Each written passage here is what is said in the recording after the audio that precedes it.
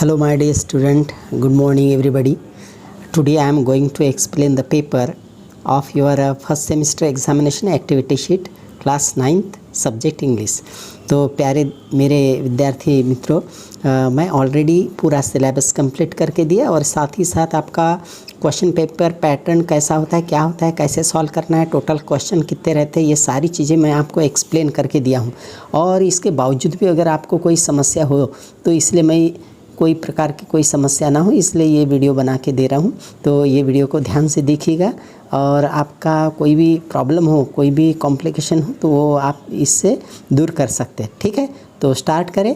तो सबसे पहले मैं आपको ये बता दूं कि टोटल अपने एक्टिविटी शीट में 7 क्वेश्चंस रहने वाले हैं और 7 क्वेश्चंस में आप ये फर्स्ट अपना क्वेश्चन रहने वाला है लैंग्वेज स्टडी पे। ठीक है, तो हम फर्स्ट क्वेश्चन पर आ गए लैंग्वेज स्टडी पर। तो इसमें ऑलरेडी मैंने आपको पूरा कितने क्वेश्चन रहेंगे, सब क्वेश्चन कितने रहेंगे पूरा एक्सप्लेन किया हूँ। और इसके बावजूद भी मैं ज़्यादा टाइम न लेते हुए, ये वीडियो को ज़्यादा लंबा न बनाते हुए, क्योंकि जितनी ज़्यादा MB इसमें वीडियो बनाने में होएगी उतना हमारा यूट्यूब पर अपलोड नहीं होता, इसलिए मैं बहुत ही शॉर्टकट माध्यम से इसको बना वर्ड्स। तो फर्स्ट है humorous, without, geography, start, all together, paper. Next activity alphabetical order. इसमें 2 ग्रुप रहते हैं। तो पहले ग्रुप में सबसे पहले लिखना है लोनली, मरून, प्लेयर, सिचुएशन।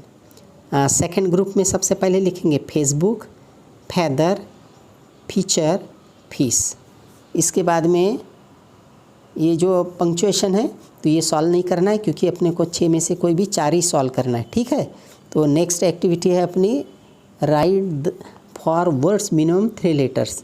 तो यहाँ एक शब्द है जनरलाइजेशन, तो इससे अपने को 4 शब्द बनाना है। कितने शब्द बनाना है? 4। तो मैं यहाँ बना के दिखाया हूँ आपको। General, nation, zone, role, set, rate, get, not, get, let, net. मात्र आपको 4 ही लिखना है। ठीक है, नेक्स्ट एक्टिविटी आती है कंप्लीट द वेब। ये एडजेक्टिव है और आपको कोई भी 4 नाउन लिखना है, जैसे पर्सन, डांसर, उसके बाद में प्लेस और सॉन्ग। आप कोई भी दूसरे भी लिख सकते हो, ऐसा कुछ नहीं है। ठीक है, अब नेक्स्ट एक्टिविटी है ये वर्ड चेन की। तो ये वर्ड चेन काय की बनाना है? वर्ब की बनाना है। ठीक है, तो यहाँ फिट दिया है तो फिट का टी लास्ट है, तो टी से टॉक, फिर के से कीप, फिर पी से प्ले और फिर वाई से एल। इस तरह से ये पूरे वर्ब है। ठीक है, इसके बाद में आते हैं नेक्स्ट क्वेश्चन नंबर फर्स्ट का बी, डू एज डायरेक्टेड। तो यहाँ आपको क्या करना है? फर्स्ट में टू से गुड बाय, ये जो फ्रेज़ है तो इसको अपने सेंटेंस में यूज़ करना है। तो कैसे यूज़ करेंगे देखो, एक एग्जांपल बना के दिया है मैंने। We shall say goodbye to our favourite teacher on his retirement. तो टू से गुड बाय का यहाँ यूज़ हुआ है। अब सेकंड एक्टिविटी है add a clause to expand meaningfully. तो इसमें क्या दिया है?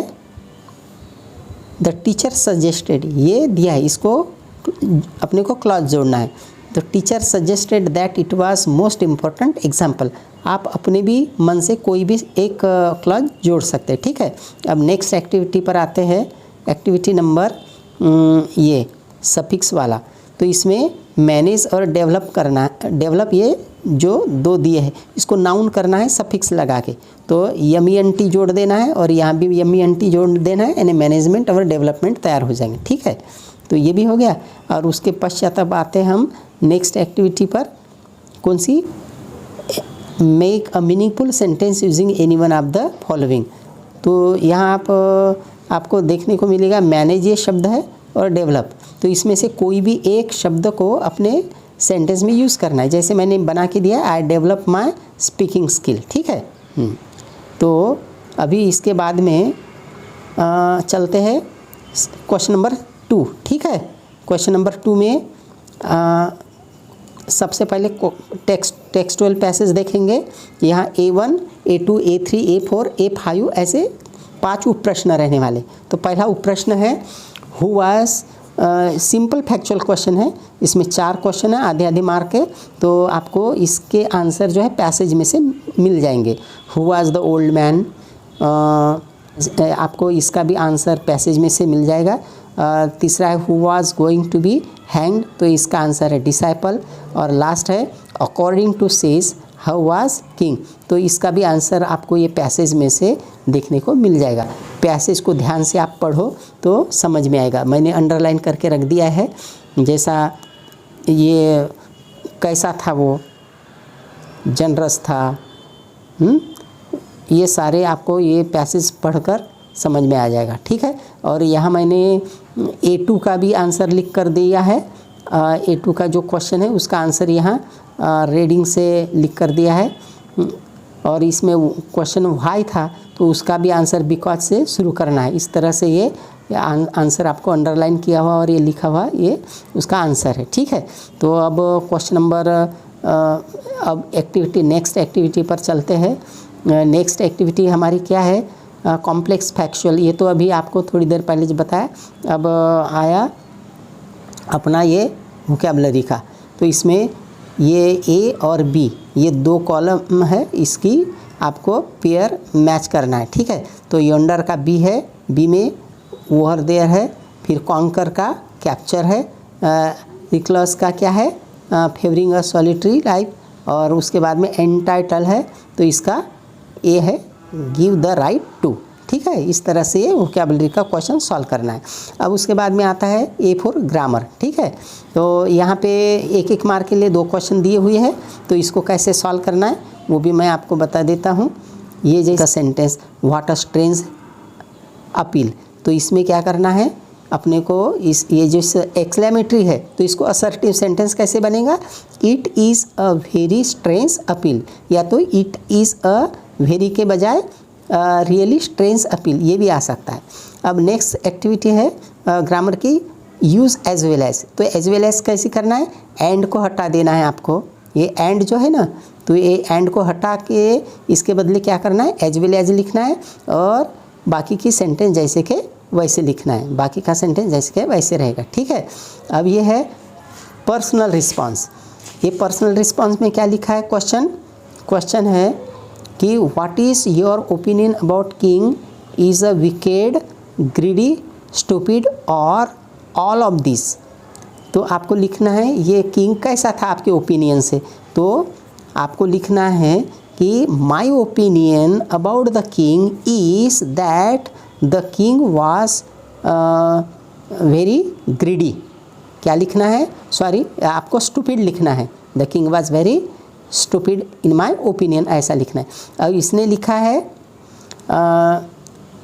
He believes every person without any proof, क्योंकि वो हर आदमी को बिना प्रूफ से ही वो उस पर विश्वास कर लेता था, ठीक है। अब इसकी A2 यानी अब क्वेश्चन नंबर फर्स्ट का अपने क्वेश्चन नंबर 2 का अपने को सेकंड पैसेज देखना है, ठीक है।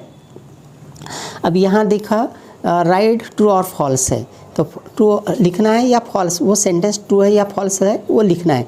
तो जैसा कि ये पैसेज अगर पढ़ा हमने तो हमें समझ में आएगा कि क्वेश्चन ये जो फर्स्ट ये जो दिया है तो ये क्या है, ये रॉन्ग है, दूसरा कैसा है, ये राइट है, तीसरा कैसा है, ये भी राइट है, और चौथा यानी ट्रू है, और उसके बाद में ये जो है लास्ट वाला तो ये फॉल्स है, ठीक है। इस तरह से आपको लिखना है, first false, second true, third true और फोर्थ फॉल्स, ओके।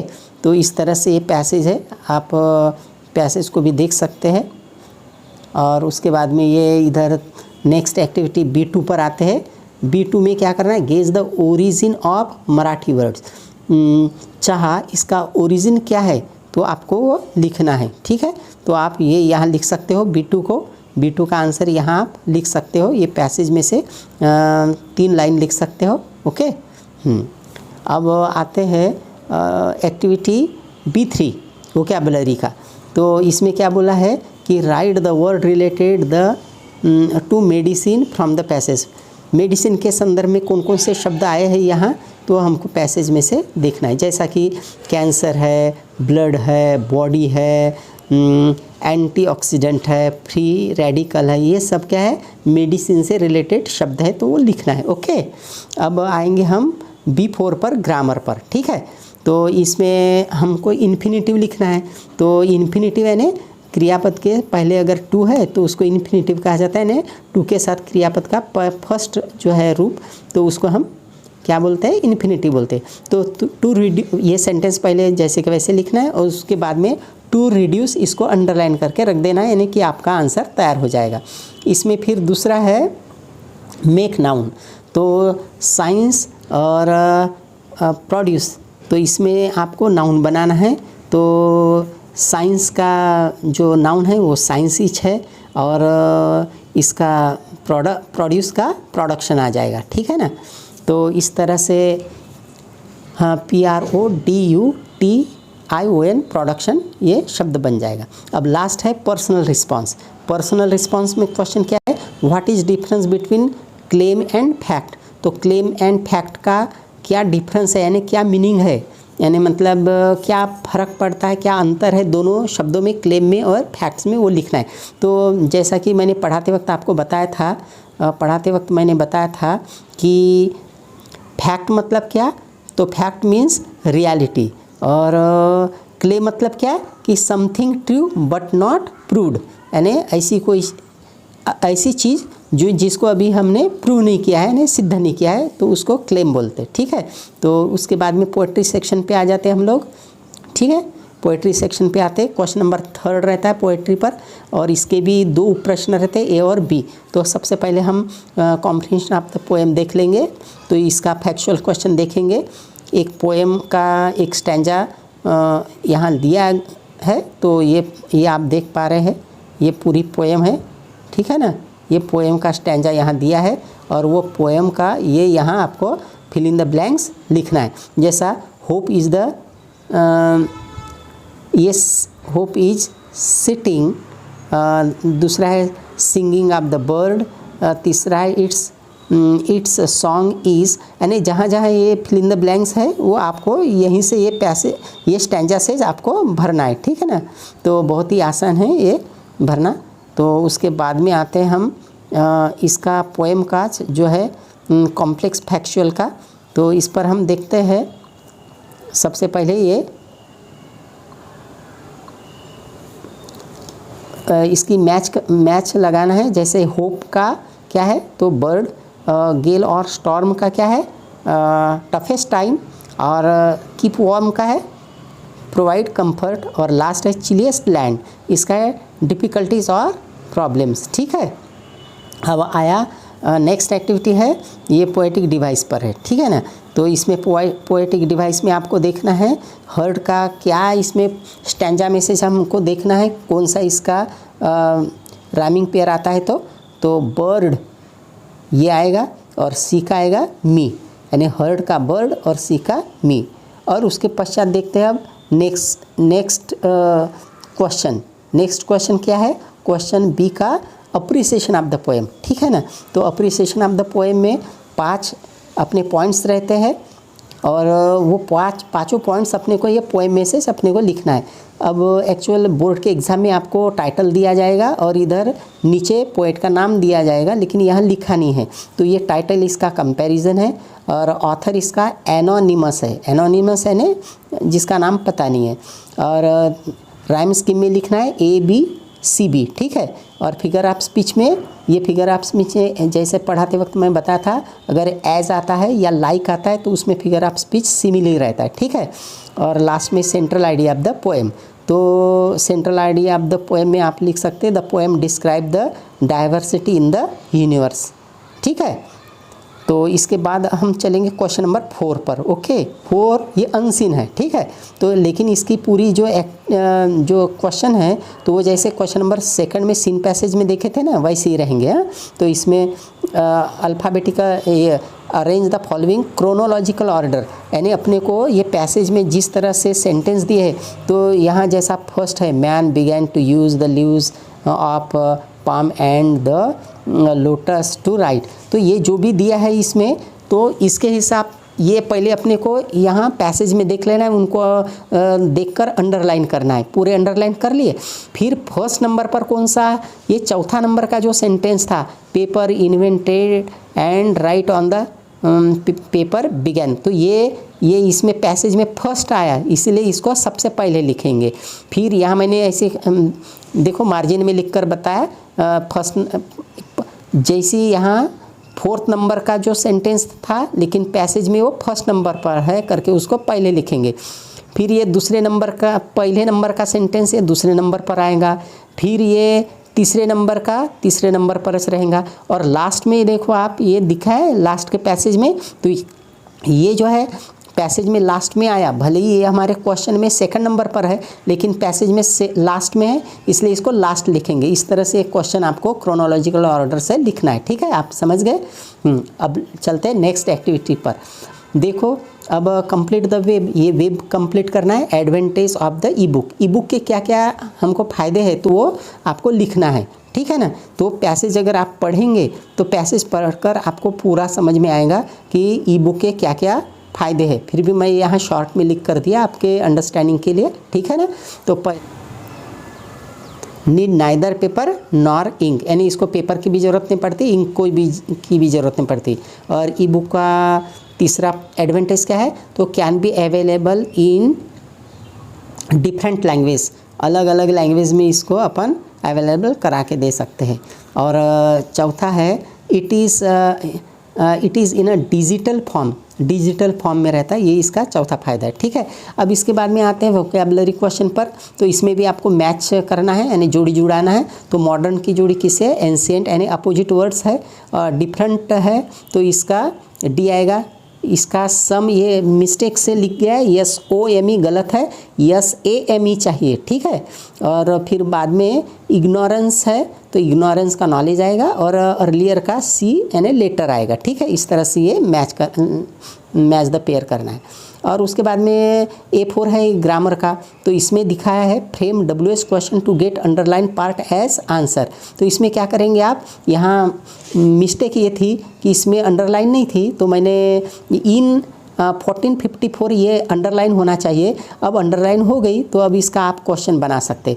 क्वेश्चन कैसा बनाएंगे कि व्हेन से चालू करेंगे, when was the art of printing invented. फिर से सुनो गौर से कि when was the art of printing invented, invented के बाद में क्वेश्चन मार्क दे देना। इस तरह से आपका आंसर तैयार हो गया। ठीक है। अब नेक्स्ट क्वेश्चन पर जाते हैं, ये वाला ई बुक वाला।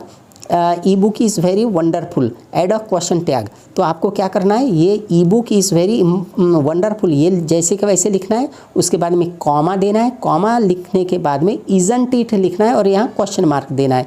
इस तरह से ये आप सॉल्व कर सकते हो। ओके। अब उसके बाद में ये पर्सनल रिस्पॉन्स बच गया ये क्वेश्चन का कि डू यू लाइक बुक्स, आपको बुक पसंद है क्या, तो आप आंसर लिख सकते हैं यस आई लाइक बुक्स। अब यहाँ वाई लिखा है तो इसका आंसर बिकॉज से आपको जैसा लिखना है वैसा आप लिख सकते हैं। ठीक है। तो इस तरह से हमारा ये भी क्वेश्चन बराबर हो गया। अब आते हैं हम राइटिंग स्किल पे। ओके। तो राइटिंग स्किल में अपना अभी ये वीडियो बहुत लंबा हो जाएगा, इसलिए ये राइटिंग स्किल को मैं यहाँ बताता नहीं, लेकिन राइटिंग स्किल का जो डायलॉग राइटिंग है ना वो बता देता हूँ। ये यहाँ 4 सेंटेंस दिए है ना, 4 सेंटेंस दिए है ना। तो 4 सेंटेंस में सबसे नंबर 1 पर क्या आएगा, फिर दूसरे नंबर पर क्या आएगा, तीसरे नंबर पर क्या आएगा और चौथे नंबर पर क्या आएगा, वो आपको लिखना है। जैसा कि यहाँ मैंने लिख कर दिया, व्हाट आर यू डूइंग, ये फर्स्ट नंबर पर आएगा। इसके बाद लिखना है I am busy with my project, ये लिखना है। और लास्ट में ये तीसरे नंबर पर ये आएगा, डू यू गेट प्रोजेक्ट, तो इसका आंसर फिर ये आएगा yes our teacher provide us. तो इस तरह से आप इसके आंसर लिखेंगे। ओके। ये यहाँ आ गए हम, इसमें कंप्लीट द डायलॉग। यहाँ आपको डायलॉग कंप्लीट लिखना है। Do you think girl can be successful in project from our class, तो आपको लिखना है कि यस आई थिंक। उसके बाद में व्हाट अबाउट योर प्रोजेक्ट, तो इसका आंसर आप अपने तरीके से लिख सकते हैं, जैसा इट इज़ अबाउट एनवायरनमेंट, यानी आपको जो भी है it is about child labour, it is about pollution, यानी आपको जो भी लिखना है वो आप लिख सकते हैं। ठीक है, समझ गए ना। हम नेक्स्ट क्वेश्चन पर ये जो है ना वर्बल टू नॉन वर्बल पर, तो आपको ये जो टेबल दिया गया है, ठीक है, देख रहे हैं आप टेबल, तो ये विराट कोहली और रोहित शर्मा के बारे में ये पैसेज है, तो उसके बारे में इन्फॉर्मेशन आपको यहाँ लिखना है। जैसे वो कहाँ से थे, फ्रॉम, फिर उनका निकनेम क्या था, तो वो निकनेम भी यहाँ दिया है। स्टेटस क्या था, तो स्टेटस भी लिखा है। फॉर्म, उन्होंने क्या क्या, इन्हें अब यहाँ लिखना संभव नहीं होती बातें, तो इसलिए मैंने इसको ब्लैंक छोड़ दिया। फिर उन्होंने कितनी सेंचुरीज़ बनाए, तो रोहित शर्मा ने 29 बनाया और विराट कोहली ने 43 बनाया। फिर वो आईपीएल टीम में क्या थे, तो कैप्टन थे, लेकिन वो एमआई में कैप्टन थे और वो आरसीबी में कैप्टन थे। आप पैसेज पढ़ेंगे तो आपको समझ में आएगा। फिर वो मैरिड थे, तो वो उनके मिसेस का नाम यहाँ आया रितिका, यहाँ आया अनुष्का। इस तरह से आप ये टेबल भर सकते हो। ये 5 मार्क का क्वेश्चन है, बहुत ही आसान है, आप सॉल्व कर सकते हो। और इसके बाद में आते हैं कि right the new report based on the given headline. तो आपको ये हेडलाइन लिखना है। तो अभी यहाँ ये शॉर्ट में आपको बताना संभव नहीं, इसलिए मैं डायरेक्ट क्वेश्चन नंबर 7 पर ले चलता हूँ आपको। स्किल डेवलपमेंट में ये ट्रांसलेशन का रहता है, और ट्रांसलेशन में आपको पता है कि ABC रहता है। मैं पेपर पैटर्न समझाते वक्त आपको बताया था, तो किस तरह से लिखेंगे आप। देखो ये क्या है, translate the following word into your medium of instruction. ठीक है ना। एनी फोर, कोई भी क्या कितने वर्ड का लिखना है, एनी फोर, ठीक है ना, 4 ही शब्द। तो फिर भी जैसा ब्यूटी यानी सौंदर्य, ओनर यानी मालक, मार्केट मीन्स बाजार, सक्सेस मीन्स यश, कॉमन मीन्स सामान्य, और इम्पोर्टेंट मीन्स महत्व है। यानी भले ही 6 आते होंगे आपको, लेकिन लिखना है आपको 4 ही लिखना है। ठीक है। और बाद में दिया है कि सेंटेंस जो दिया है, तो उस सेंटेंस का आपको ट्रांसलेशन करना है। तो ट्रांसलेशन जैसा I saw beautiful rose in the garden, यानी यहाँ 4 सेंटेंस दिया है, लेकिन 4 सेंटेंस में से कोई भी 2 सेंटेंस का आपको क्या करना है, आपको ट्रांसलेट करना है। मराठी में करो या हिंदी में करो, ठीक है, चलेगा। तो I saw beautiful rose in the garden, यानी मैं बगीचे में एक सुंदर गुलाब को देखा। ठीक है, इस तरह से walking is a good habit, यानी चलना बहुत अच्छी आदत है। फिर make a study time table, यानी अपनी पढ़ाई का टाइम टेबल बनाओ। फिर थिंक बिफोर यू स्पीक, यानी बोलने के पहले विचार करो। ठीक है, इस तरह से मीनिंग है। और लास्ट में है लास्ट में मैं आपको बता देता हूँ कि ये फ्रेजेस है और उसका प्रोवर्ब है और इडियम्स है। इसका आपको मराठी में या फिर हिंदी में इसका मीनिंग लिखना है। जैसा sound mind in sound body, तो आप लिख सकते हैं कि तंदुरुस्त शरीर में तंदुरुस्त मन निवास करता है। और नेक्स्ट है टाइम इज़ मनी, यानी समय बहुत मूल्यवान है, समय कीमती है। ठीक है, इस तरह से हमने आपको ये पेपर सॉल्व करके, इसके बावजूद भी मुझे नहीं लगता कि आपको किसी को पूछने की ज़रूरत पड़ेगी। मैं पूरा डिटेल आपको समझा के दिया है। तो ये वीडियो को अच्छे से ध्यान से देखना और पूरा सॉल्व करना।